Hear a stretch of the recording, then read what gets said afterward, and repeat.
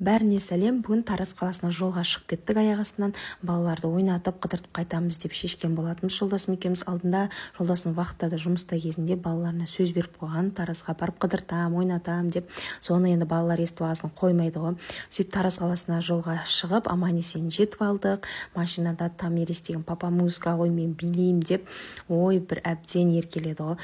4 бала шағамыз салып ағамыз. Баламен жүрген негізі жолда қиын ғой. Біресе жылайды, біресе күледі. Сөйтіп бірінші жаңа базарға барайық дедік. Мінекей өстіп видеоға да суретке де түсіп үлгеріп жатырмын. Сөйтіп базарға барып балаларға осындай құлағына таққанға осындай алып бердік. Жаңағыдай бүйтіп ұшын басса құлақтары көтеріледі. Мына жерде Томиден кафеде хайвай шығарып жылап, мына кішкентай екеуі қырылып келе жатыр. Ағасы еркелетіп оны. Сөйтіп мына мартқа келдік. Осының ішінде ойнайтын сондай балаларға арналған жер бар. Мына жерге парковка машинаны қоятын жер жоқ қой ма? Адам деген көп демалыс болғаннан кейін ба сөйтіп лифтпен шығып, мінекей екінші этажына шықтық та, осы жерде ойнайтын жерлер бар екен, ойын алаңы. Сол жерге алып келе жатырмыз. Адам енді көп. Өйстіп балалар деген жүгіріп, мына ойын алаңына тез-тез барғысы келіп жатыр. Томирис деген құлап, сүрініп, білмеймін әйтеуір. Осы қыздың жүрген жер приключения бар ғой. Күліп өлесің. Сонымен мынандай жаңағыдай айналдыратын жерлер бар екен. Мына жерде балықтарды жарыстыратын бала мен қызым ойнақысы келіп, ал ойнаңдар дедік, сендер үшін ғой барлығы деп. Мына жерде Аяшка деген қызық көріп жатыр жердің барлығын. Енді жүргелі бірінші рет келіп тұр ғой Аяшка. Уже 1,5 жаста.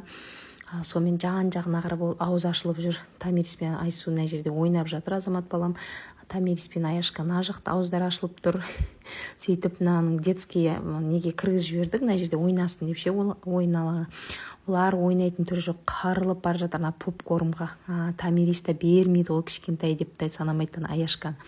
Өзі кішкентай. Сөйтіп мына жерде сырғанап, топтың ішіне кіргізіп қойдым. Аяшканы ойнасын деп, кішкене болсын.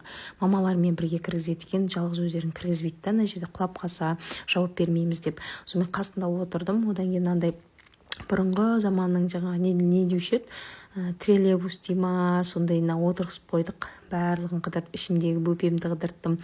Томирис ана жақта өзі ойнап жүр. 3 баламмен өстіп отырып кішкене видеоға, суретке түстік.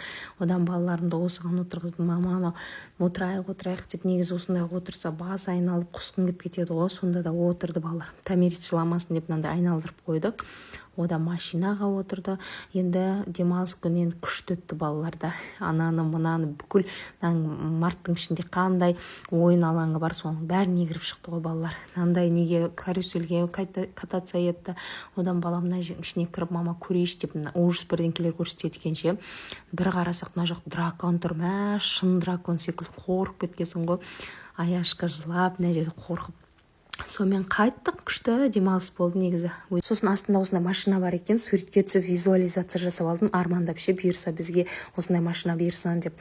Сонымен қарымыз деген ашып кеткен ғой, мә обедтен бері жүрміз, осы балалар риза болсын деп ше.